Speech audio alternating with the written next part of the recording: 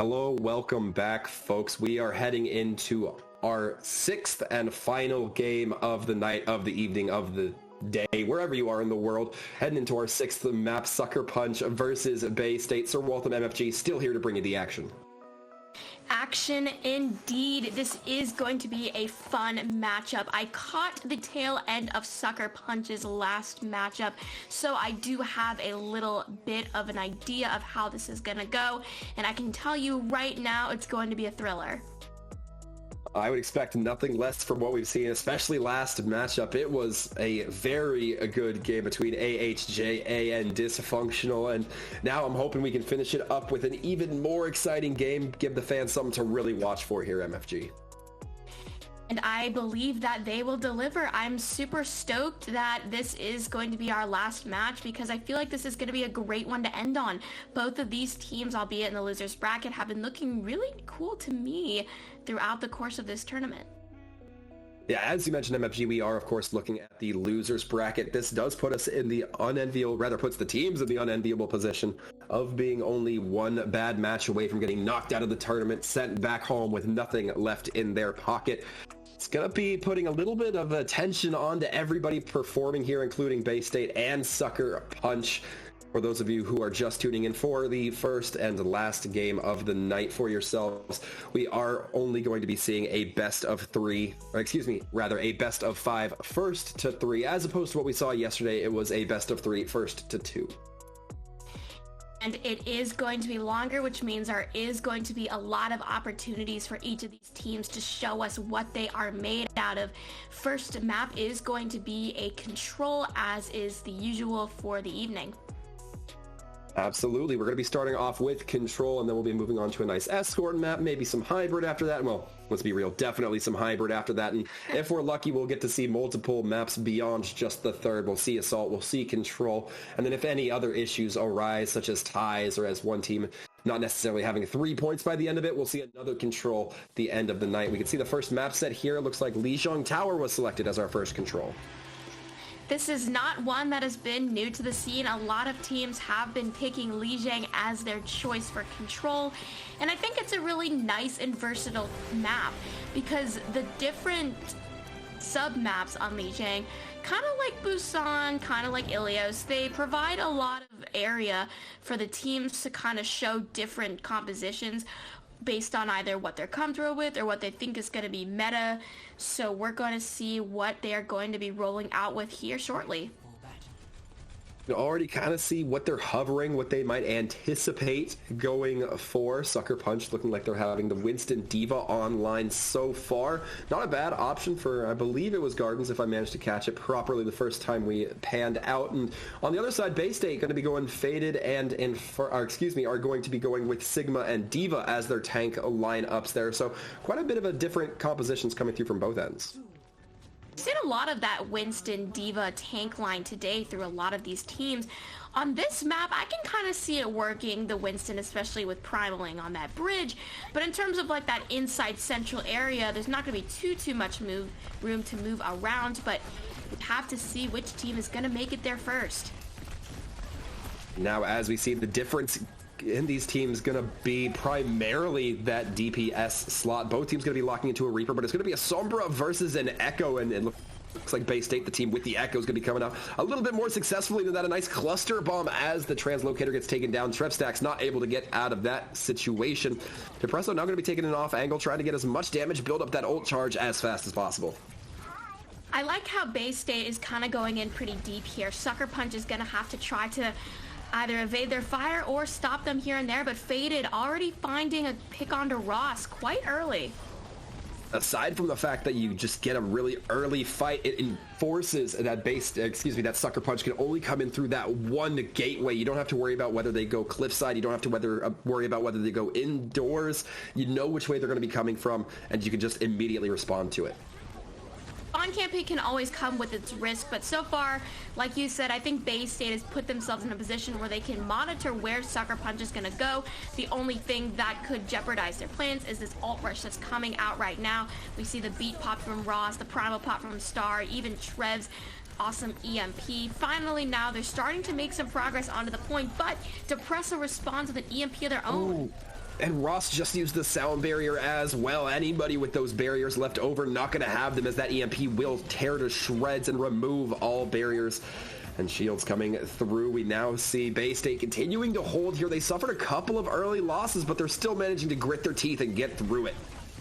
Depresso got the majority of those kills there, both with the dupe and just with Echo's regular toolkit. You gotta hand it to these kinds of DPS players who are able to make those happen, because even in all of the controversy going on the point where Sucker Punch is throwing out ultimates, you're not really sure where your team is, if you're able to still successfully make those pickoffs, even if you're low, that's gonna help the rest of your team clean up, which we have just seen here. Oh, and it looks like Cade going to be rotating on that Reaper, dropping the Death Blossom, but the Wraith's form is there. Cade getting just washed over by both defense matrix, so damage can't go or be taken. But now it's going to be Jesco's turn. It throws in, spinning like a top, manages to get both supports. That means that Bay State is not going to have the healing. They're going to have to play around health packs. They're going to have to play with their tanks, trying to stay alive as long as possible. The Diva Mech, the Winston Primal, both going to be looking to get those tanks back up to full. That Moira gets taken down, and despite what was looking like a solid start for Sucker Punch, they're not going to have it right now. Faded performing absolutely monstrously on this Winston overtime, now slowly ticking down. The Reaper not able to get toes on point. Bay State having that coalescence as an extra punch. Bay State going to be coming in 100-0. Really liked Bay State's aggression there on that first round of Lijiang. I really felt that they took a risk there trying to spawn camp Sucker Punch, but they did it in a way that paid off, because obviously they weren't able to hold that spawn camp for the entirety of that match, but it didn't even matter because Sucker Punch couldn't even get a single percentage point. So if they keep playing that kind of strategy where they're forcing Sucker Punch into those kinds of situations, they're gonna have a relatively easy time dealing with whatever ultimates they manage to gain.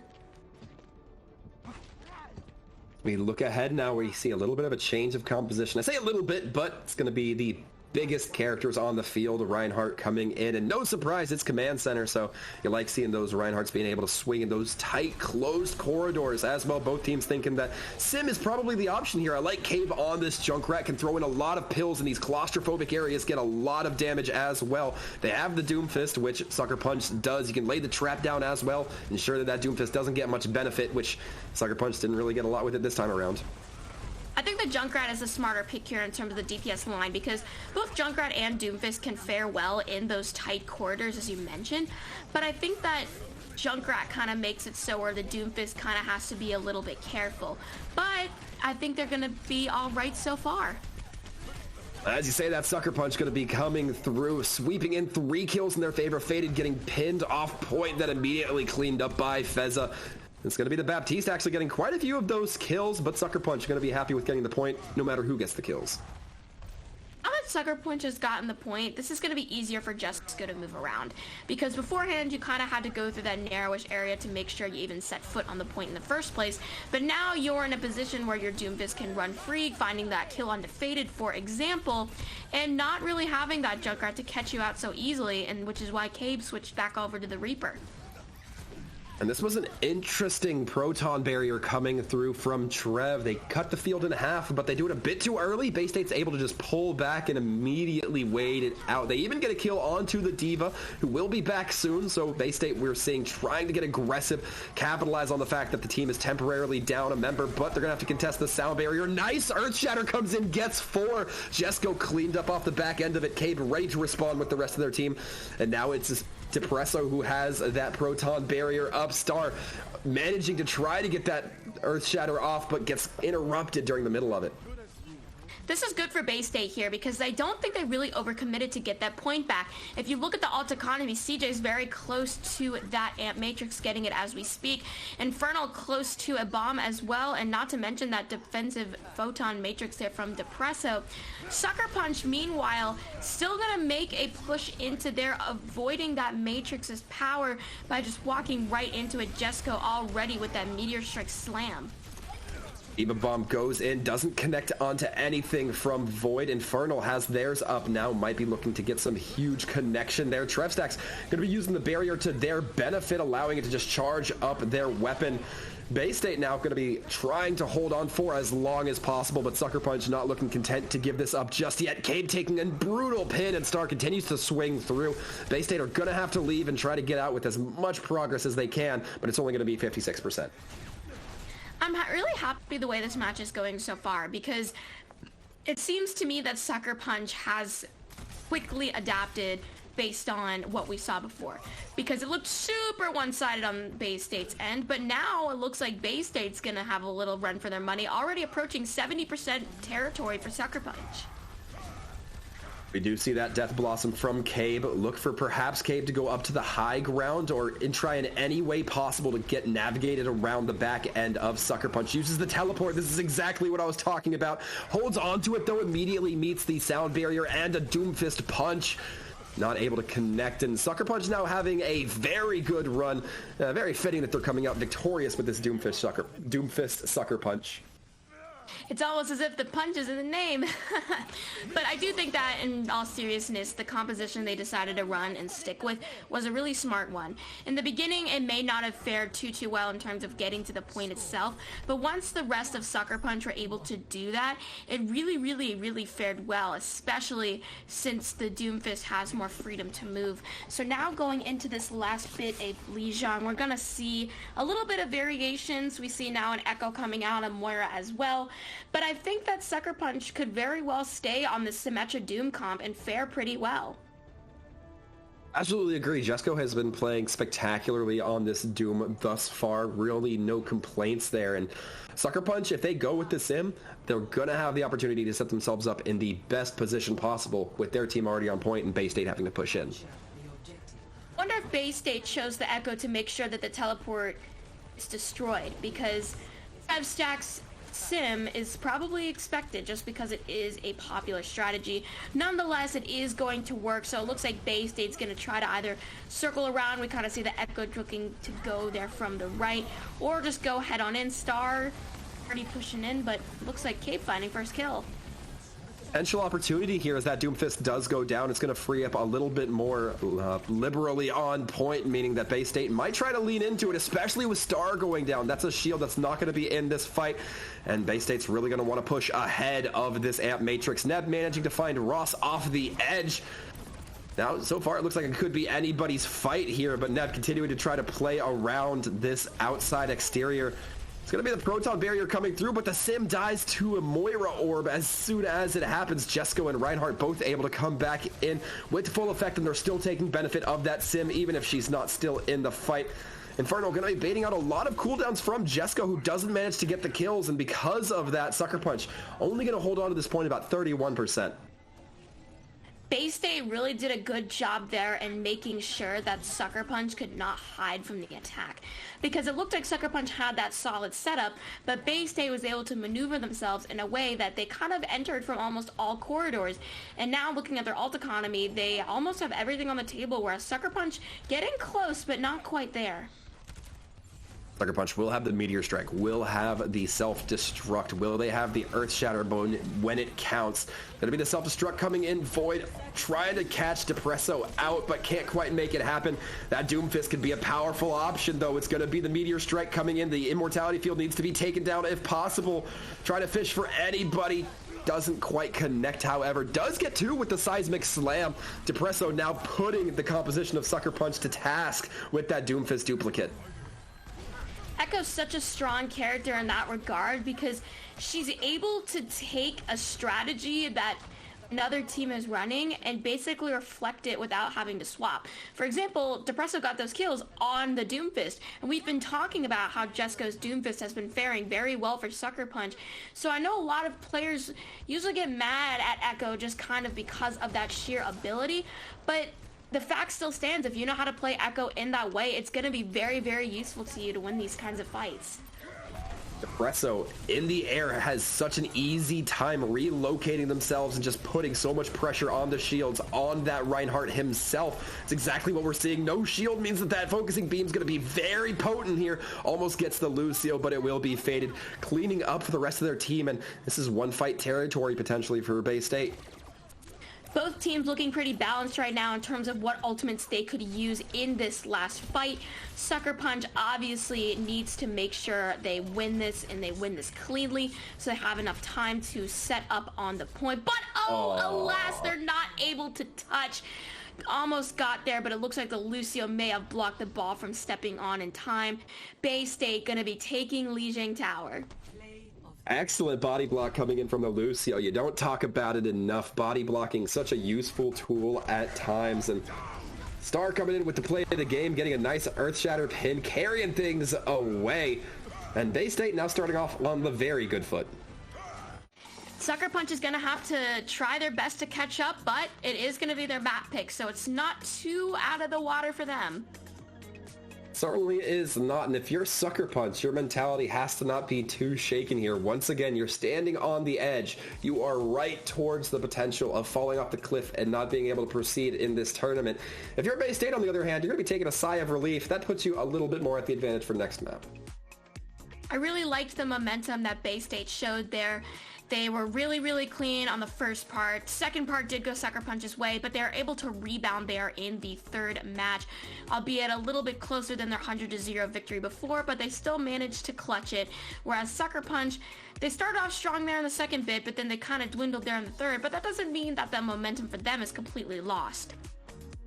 Yeah, I have to agree. And one thing you're kind of hitting on with that line of thinking there, MFG, is I like the way that Bay State is starting to come in. You know, they take a couple losses, but they're analyzing their opponent. They said, oh, that Doomfist was really powerful. Well, what do? We go and Echo. We go something that Doomfist isn't going to be as strong at being able to pick off. And then we just fly into the sky, and then, you know, maybe we turn into the Doomfist. Maybe we become the Doomfist, the bad guys, if you will. And then, you know, fortune favors us instead. Those signs of adaptability are just so satisfying to me because it's like doing it so perfectly in terms of combating what the other team is throwing at them. And so I feel like taking that mindset going forward, they're gonna have a relatively easy time dealing with Sucker Punch.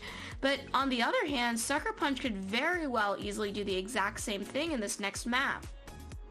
And that's honestly a little bit of what I would be hoping for. I would love to see a battle of adaptation between these two teams. Who can play the comp that counters the other team's comp more effectively or for a longer amount of time, that comes out victorious. Now, I don't know if we've mentioned it yet in this specific matchup or particularly off the back of Lijiang, but it will be Sucker Punch's opportunity to pick a map, and that has a lot of potential because that means you can pick a map that favors your compositions. And when we're talking about this tic-tac-toe of, you know, who might be playing what to counter the other, being able to pick the map helps a lot.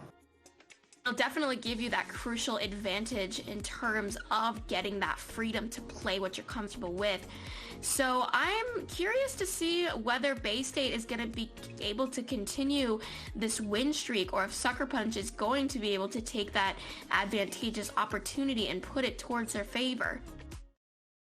Certainly be finding out. We did get word that our map 2 is, as you can see it here on the screen, gonna be Havana. So taking it a little bit tropically for our escort map. I can't say I'm disappointed here, but Havana, a very risky map to start off on the attack because you can get held very far up on this map. That's very true. A lot of teams have been liking to do that close spawn hold as of late. I've seen it a lot, and we've been working really well. And Havana is also another map that I call it predictable in a way where, based on just what we've seen from previous tournaments and games, you can probably get a sense of what some teams might run. For example, especially on the third point pictured there for you to see, snipers are usually a really great pick for both offense and defense. Remains to be seen if we'll be seeing any snipers come to fruition here, but we do have word that there are going to be a couple of swaps coming through. Depresso going to be pulled out, Forgotten going to be going in instead, as well. Neb going to be pulled out. It's going to be Myken coming in instead. Bay State's going to be starting off still on the left side, which means they will be on the defense first.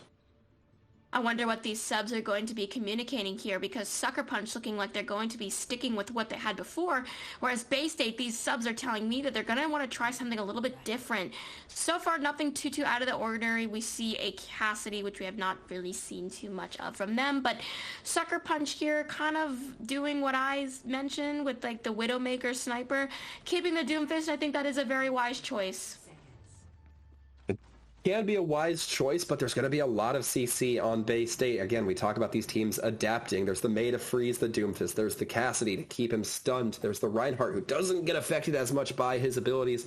Lucio, if he's riding the walls, might have a little bit of a better time avoiding those abilities. So a lot of opportunity here. CJ might be one of the most valuable targets for Jesco. Definitely gonna want to look to pick off those crucial targets to begin. But to begin, Bay State is going to be doing that close hold. I feel like these holds can either be really, really good or really, really bad, depending on if you hold them enough for the time bank to be in your favor, or if they're expecting it and just completely obliterate you. That immortality field's going to be helping out a lot, as Sucker Punch already losing 2 members. Forgotten looking a little bit sharp on that McCree, like seeing it to freeze onto the Diva Void, barely able to get away, but gets frozen again, then demech'd. That's going to be brutal because they can't throw themselves off the map here. They're just going to swap and come back again. Exactly so. So Sucker Punch is going to have to figure out how to crack this quickly because, like you said, if you get staggered out or if you get demech'd in the case of Void, it's going to be a lot harder for you to kind of get that respawn and get back to your group. Jesco, though, still trying to pump out enough damage here. Crucial thing about the way this first point can be held is that there's not too many ways for Jesco to really get out of spawn. It's all one angle. A 4-man shatter comes through. Sucker Punch still safely within those doors, so can't get pushed up immensely by Bay State, but it's still a little bit of a flex, Faded. Come on. Definitely so. Sucker Punch having more ultimates to work with on the table. That High Noon coming up as well as some Meteor Strike. Bay State, though, Blizzard almost on deck there for Cave. Gonna be very, very dangerous if Sucker Punch does not avoid that correctly. High Noon doesn't seem to get anything, though. Now it's going to be Forgotten's turn, seeing what they can get. That immortality field needs to go down, but nobody can bring it down. It doesn't matter, though. The Baptiste actually outside of his own immortality field. Cassidy able to pick him off there, and this is looking horrible for Sucker Punch. We're already about halfway through their time bank, and they have not moved the card a single meter. This just shows that Bay State's strategy is just so unexpected for Sucker Punch. I think that Sucker Punch was not really expecting this much of a struggle here because they didn't think that Bay State really was going to be able to A, either do this in the first place, or B, do it as well as they had. Oh, and the remech kill coming in from Infernal. Seems like they were waiting for it. The Cassidy and Mei were on one side of the wall. The Diva was behind the spawn of the other. There was no winning there for Sucker Punch. And there's going to be so many ultimates online for Bay State. They can continue to hold here pretty aggressively. I really like how you kind of mentioned it. They're kind of splitting up in the sense that they are guarding all doors. And that was really smart play just then from Cave, because Cave made sure that all the CCs came out before they popped the Blizzard, and it looked like it worked into their advantage. But on the other hand, that nade coming out from Ross, helping Sucker Punch a little here. That Reinhardt star barely able to get away with his life. It will be the backup. Bay State are now just going to be once again dragging out this cart for time. They still might get a second hold here. The cart wasn't moved up literally at all, so the regroup will still be there in time. There's Sucker Punch. Ooh, Widow Duel already won there. Kate taking out Phasa. I was gonna say, if you're Sucker Punch, you kind of want to make sure you catch Bay State off guard here while they're looking to refine their footing, just because of such low time that you have now to get that card across. But if you're on the side of Bay State, you're gonna want to come back as soon as possible and set up quickly, which is what they're saving to do. Deadeye comes through just to clear out that main angle, and we're going to be seeing the Deadeye try to connect onto the Lucio. Does not seem to do so. In fact, Lucio going to be skating around, but Cave taking advantage of the fact that Sucker Punch is looking in a totally different direction to get the kill onto the back of the Reinhardt. I really like how Bay State kind of switched what they were running once the spawn hold failed, because Cave, judging by what I'm seeing now, really confident Widow player. So even though they couldn't play Widow on the close hold spawn, when all else fails, the Infernal Bomb and also pop the sniping rifle. This is looking so brutal. Sucker Punch not able to get the cart more than barely 50 meters off the ground, and that is such an unfortunate spot. It really goes to credit for Bay State's very forward hold here. We talked that it's a gamble, but this time it's certainly cashed out. Wonder if Sucker Punch is going to be making a similar gamble here, because obviously they have to hold them here the same way, if not more, than Bay State had held them. And I think it is going to be a challenge for them to do so, but it's really their only option. So they're going to want to pick those, maybe the heroes that they are best played at, so that they have the highest probability of holding Bay State back. Or should I say holding Bay State at bay? Very appropriate. And overall, if you're Bay State, you're very, very comfortable with where you held it. You'd have liked to not let it left the gas station, but the fact that it did and only got 50 meters, you're very comfortable with it. You have time to play around. You just need to win basically 1.5 fights. Win one fight, push forward a little bit to where Sucker Punch has to kind of meet you before the actual contest point. And they're in a very good spot to do that, especially since they have enough time to build up a good set of ultimates. Definitely so. And on the side of Sucker Punch, I like the DPS lineup they're running here.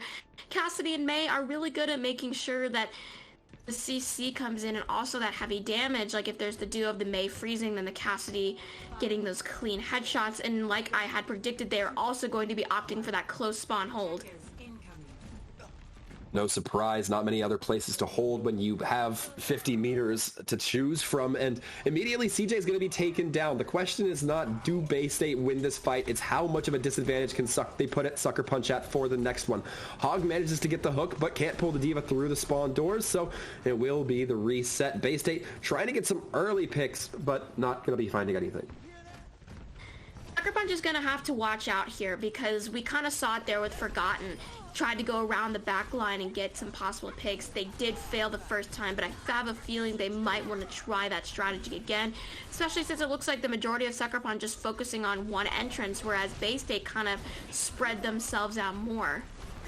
A nice read that the Immortality Field, or rather the Anti-Knight, hit the D.Va, meaning that she wasn't able to keep herself up, had to back off. That means the Reinhardt's by himself. You put pressure and then Star drops. The May going to be sectioned off from the rest of her team. The shield means she can't get any healing from Feza. And now with this, Bay State, sure, they've taken their losses, but the cart's moving and Sucker Punch has to do something. Star does have the Shatter to come in here, so if a member of Sucker Punch, probably Ross on the Lucio, able to touch, they definitely could lay down the Shatter and regain that defensive hold.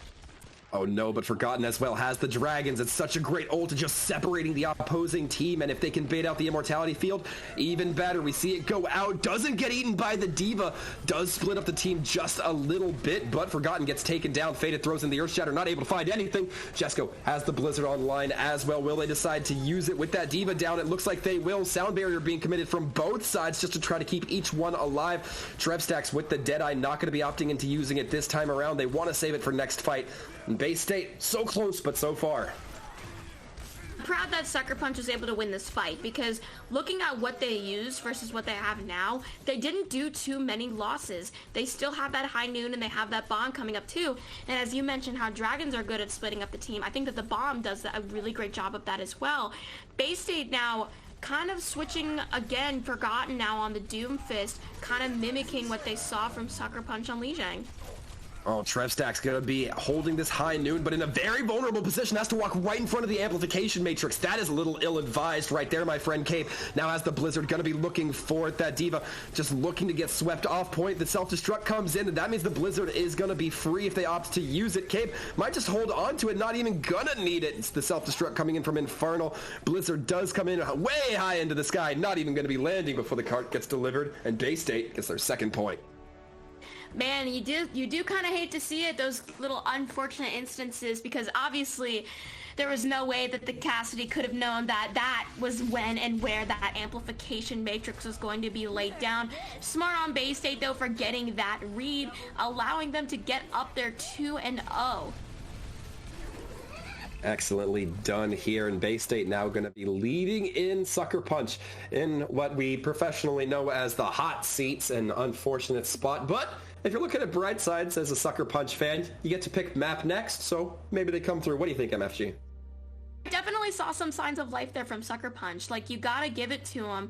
Like, they looked pretty clean in a lot of those situations. Like, I think that Personally, I really wasn't expecting Sucker Punch to do that close spawn hole as well as they did. I kind of thought that Bay State may have broken it a little earlier, so I give them major props for holding out and almost giving Bay State a little bit of fear there. Maybe, and as we look, we're going to have a short break. Maybe Bay State can wipe away that little remaining fear. Sucker Punch can recompose themselves, come back stronger for the third map. So stay tuned. Bay State versus Sucker Punch after this.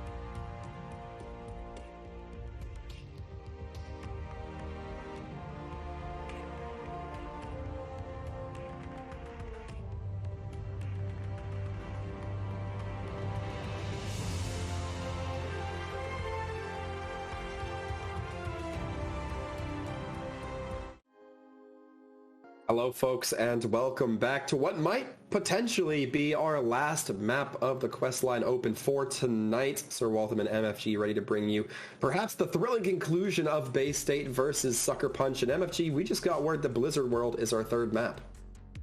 I am really interested to see why Sucker Punch decided to choose this one, because Blizzard World, to me, I feel like you can't really predict what's going to happen here, because it's the way it's situated, where on one side it's completely narrow, on the other side it's really open, then it goes right back to narrow again. So I feel like there's not really any opportunity to just have one solid comp throughout the entire map.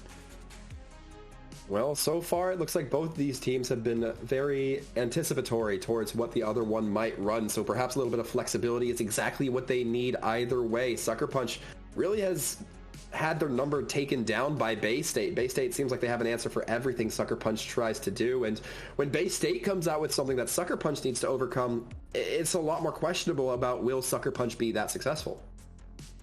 I hope that Sucker Punch has taken these last two maps to readjust and kind of not predict what's coming, because it is going to be hard to do that on Blizzard World, but more so heighten their sense of adaptability, where if they see that something's not working, maybe after the second try, change things up a little bit, maybe go something unexpected that State's not ready for, or maybe even switch to your comfort picks even if it might not be the meta.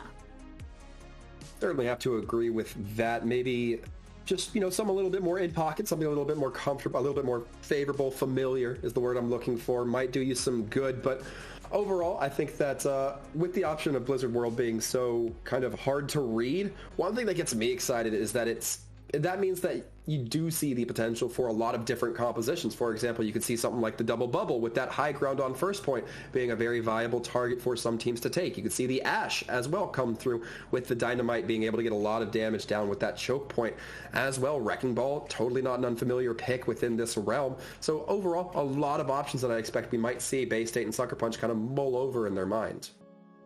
Very eager to see what's going to be happening here, depending on who is on attack and who is on defense, because depending on which team is going to be starting out where, it's going to be all the more important for them to set the tone in their own respective ways. Whoever's on defense first, obviously you want to make sure they don't even touch the point or push the cart very far, and if you're the attacker, you want to do both of those things with preferably a lot of time in your bank.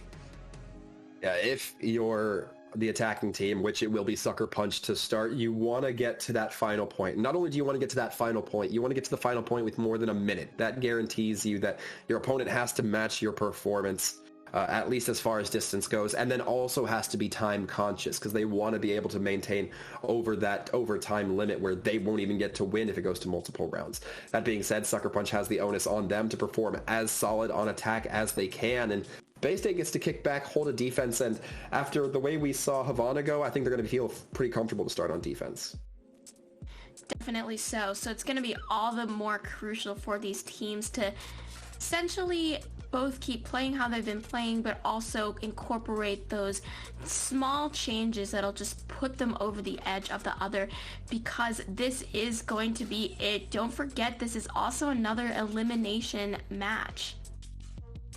Absolutely, and if you're Sucker Punch, you are teetering. You have one hand holding onto the cliffside that you might potentially be falling off of it here in a second. 3 maps lost, and you are out of this tournament within these brackets. And Sucker Punch, this could very well be their third, and that is not something they want to face. Hopefully they're going to be taking that fear and channeling it into the will to fight back and the will to push this, possibly even a reverse sweep. It could happen. I'm not going to count that out as a possibility.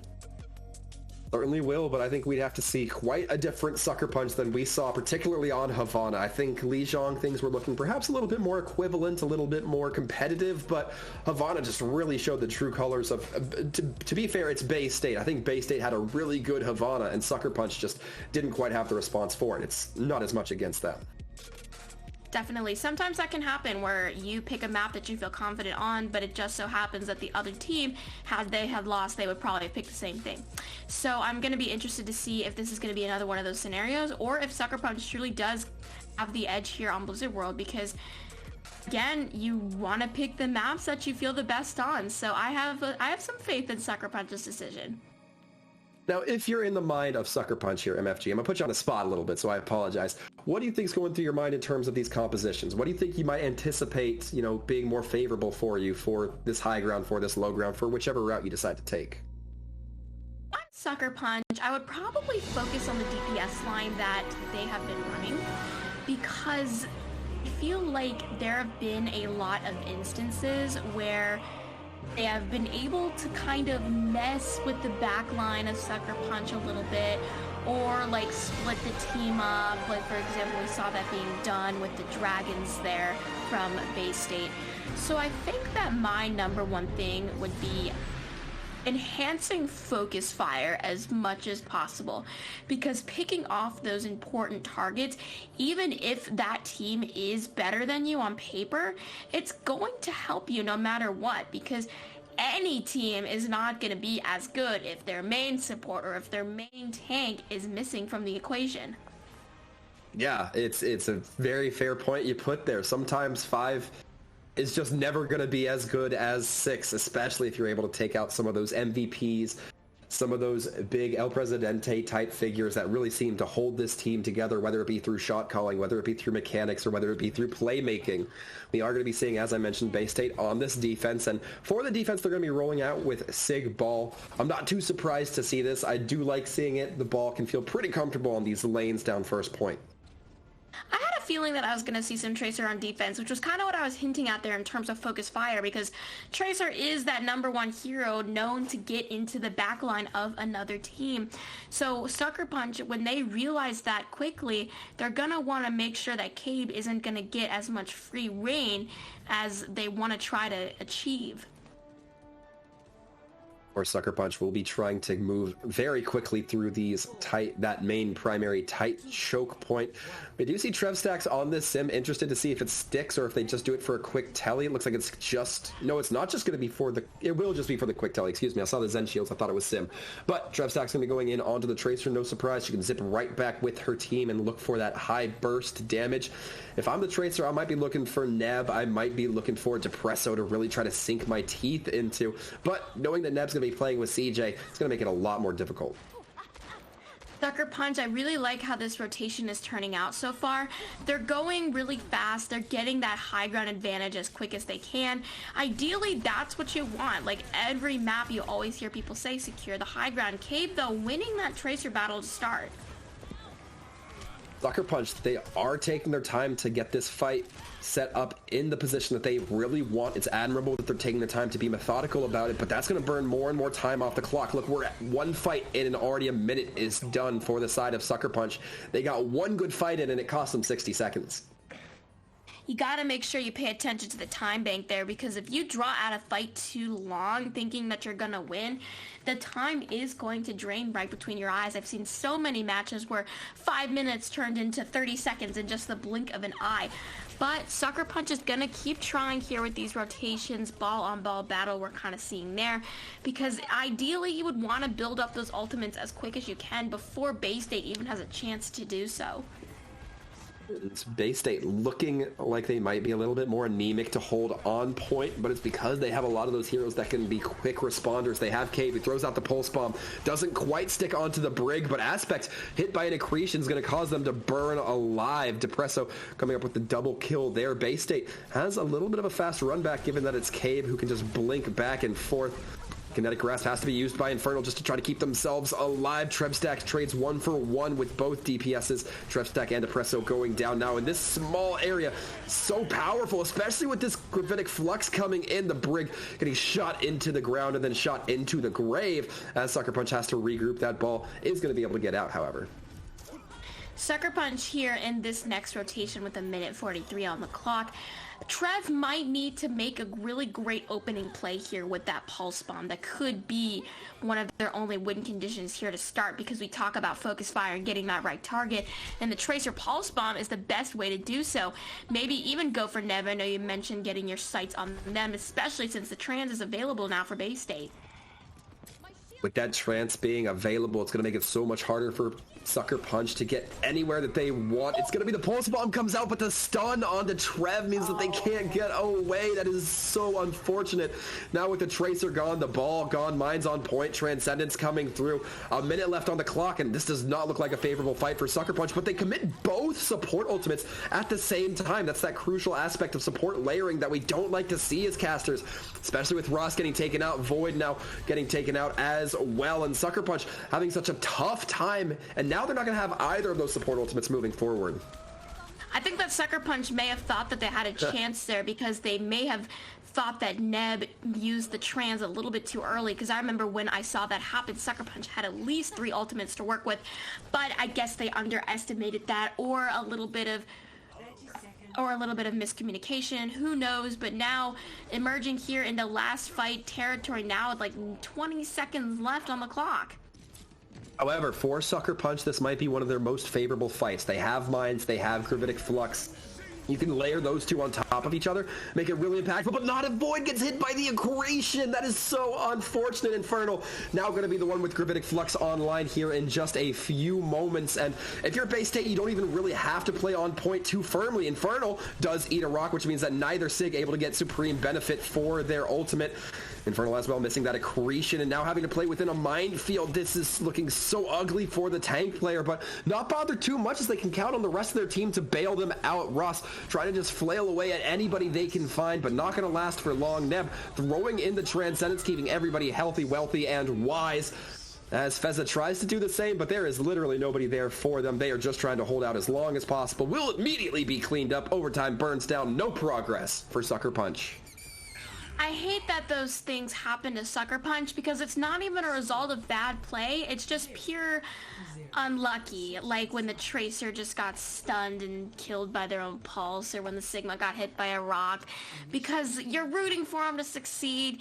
You really want them to come down in the last second and win it, but then when those unlucky plays happen, you just can't help but just feel like, oh man.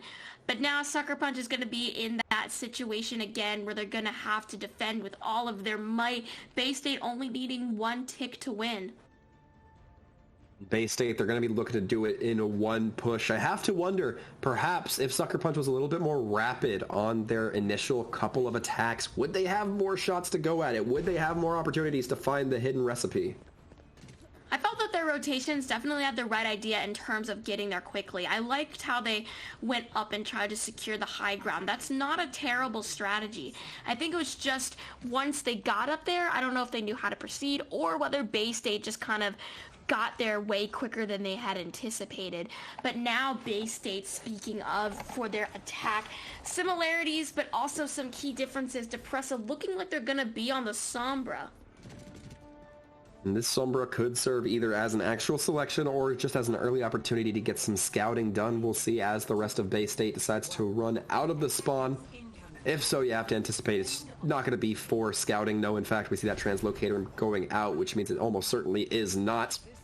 As well, Faded looking to cause quite a bit of disruption early off the bat, and Sucker Punch going to be feeling a little bit cagey knowing that that Wrecking Ball is in their backline, and so is CJ, who's looking for a perhaps huge boop. Can't get anybody knocked off that high ground, but with all of Sucker Punch being posted up right onto this high ground, it makes it so difficult for them to keep eyes on every single angle. In fact, Cabe is going to be taking down Aspect, meaning that Dynamite, one of the bigger applications of force here, not going to be applicable for Sucker Punch, but they do come in with quite a few kills of their own. Bay State not going to be having the best run on this first attack, but did come out of it at least with a good read, and they shook Sucker Punch off that high ground initially. Sucker Punch did have to come off of that high ground indeed, but then when they actually got onto the point, they were still able to hold themselves strong and win that fight with relative ease. So if they can do that, set themselves up again, whether they want to commit to staying on the low ground now, or if they want to try to make their way up to the high ground, it looks like it's going to be Bay State forcing them to stay low. If they can handle themselves in the way of just staying together, staying back, making sure they don't get caught out by any mistakes or whatnot, they should be able to fare well, especially now Tracer being won by Sucker Punch to begin. Well, Essence is going to be going out. Neb trying to keep their team alive. Clear out the minefield as well. Not a bad option there. Going to be the Gravitic Flux coming through. Hit by another accretion. This time it's going to be the return. Infernal taking cover, making sure they don't fall the same mistake that everybody else has been, that both of these Sigmas have been falling through throughout this matchup. And Infernal continuing to try to kinetic grasp up forward. It's going to be the hack from Depresso trying to lock onto the ball. Can't quite make it happen. EMP goes out, however. The Sigma, the Zenyatta both dangerously low. It's the DPS trying to shake Cave as much as they can, but somebody has to touch point. Otherwise, it's going to go all in favor of Bay State, which it does 3-0 over Sucker Punch. Nice little alt rush at the end there to close it out. 3-0 Bay State taking Blizzard World and this match. Sucker Punch out of it, but I still want to give them the props they deserve because they held out really well in all of these maps. Like, I really wasn't expecting them to, gonna be honest, I wasn't expecting them to do as well as they did, so I'm very, very happy that they were able to prove me wrong because that just shows they had that ability to adapt within them. Even if it didn't help them out in the end, I still definitely think the signs were there, and that should definitely not go underappreciated.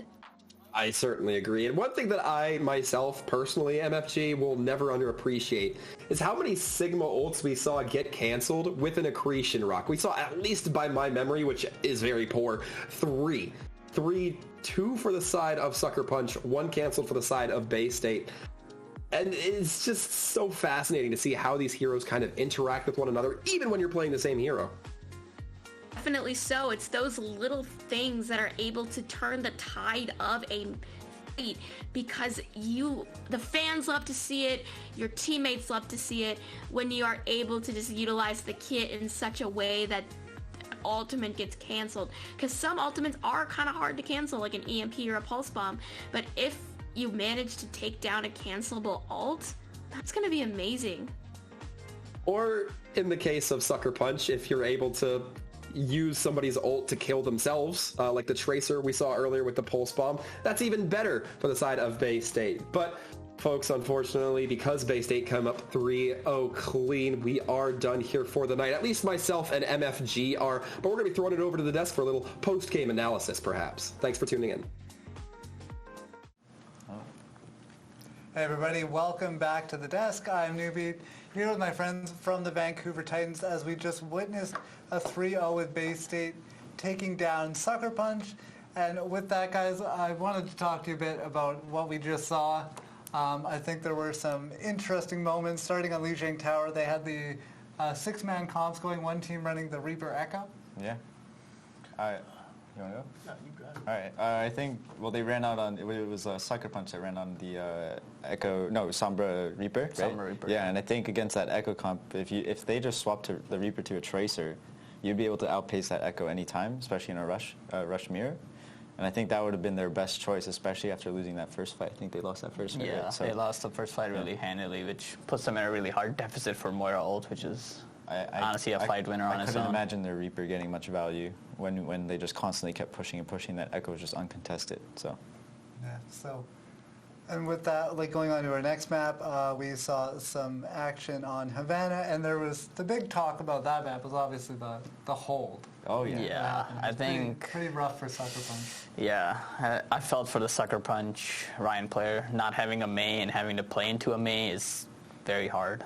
They put too much into the punch, you know. Yeah. And you get off that Doomfist, you can actually walk out and play safe for your team. You know, once in a while you might get that pick on Doomfist, but you have to swap so you can actually get meters on the board. Yeah, every time they were walking out a wall, either split the team or cut someone off. Having a wall of your own in those situations is so important. Yeah. Sure. And then the last map we saw was Blizzard World, and the one thing we were all talking about during the map, and I wrote down, just all the Sigma plays. Oh yeah, the Sigma ult. Yes, Coach Moon is going to be mad. Coach Moon is going to be mad about Void getting rocked out of his ult twice. But he did rock Infernal once, so it kind of makes up for it. But at the same time, both Sigs could just play behind their shield, you know, that'd be perfect. It's like a dance. Yeah. Well, it's literally shield dancing, but yeah. And that's what I would love to have seen. And I heard you guys are starting a podcast, maybe? Oh yeah. You should. It's called Ali and Steven. We just talk about random things. Whether it's the weather in Vancouver. The weather, it's sunny out here, and actually it's not sunny, it's cloudy, my bad. And then Is it cloudy? I think so. It's cloudy. Oh, okay. It was sunny in the morning. Conversations like this. Yeah. When I got here this morning, it was raining, but I got here like 5:30, so that really doesn't even count. Much better. Talk about the weather. Yeah. I mean, I'm just saying, very personable people. People watch that podcast. This is so unrelated to Overwatch, but Justin lives like 1 minute away from the facility. He has quite the long commute. It's quite literally like 1 minute. I told maybe Justin, 100 paces. I told Justin he just started a podcast called the 1 Minute Commute. And I think, like, ironically, people will listen to that 1 minute of just air. Like, because these two live in the same building and facility, so when I have to take my long commute from a minute away, you know, you got to load up on the podcast for that walk. Yeah. It's quite long. I'm just saying, it'll literally just play out like Wordle. Like people would do listen for the 1 minute. It's like 1 minute, and people will listen for the 1 minute. They would. So before we set off as well, is there anything else you guys wanted to add? Anyone you wanted to shout out to while you were here?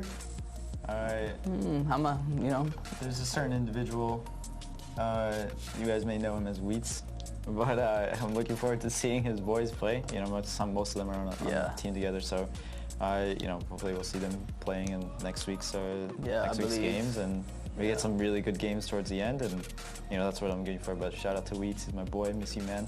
Yeah, I miss you too, Wheats. Yeah. I will shout out another person, my boy Cyrus. Oh, wow. I believe they've qualified for next week. It's the Redemption, Cyrus, Cucumber. Shout out. Yeah, shout out to all of them, Cyrus and Cucumber. Yeah. I know them the best. Perfect. Yeah. So with that, that's going to do it for us today here on the Questline Open. Thanks for joining us. We want to give a big shout out as well to Bad Pets from our league, T6 Esports, Activision Blizzard, all the players and teams that participated this weekend, all the talent in the casting booth and on the desk as well, all the Questline Esports team here with the production, and especially Harvester as well. We wanted to give him a shout out. And thank you for watching at home. We really appreciate it, and we will see you next weekend back here at Questline Esports at 10 p.m. Eastern. Have a great night, and thanks for watching. Thank you. Thank you.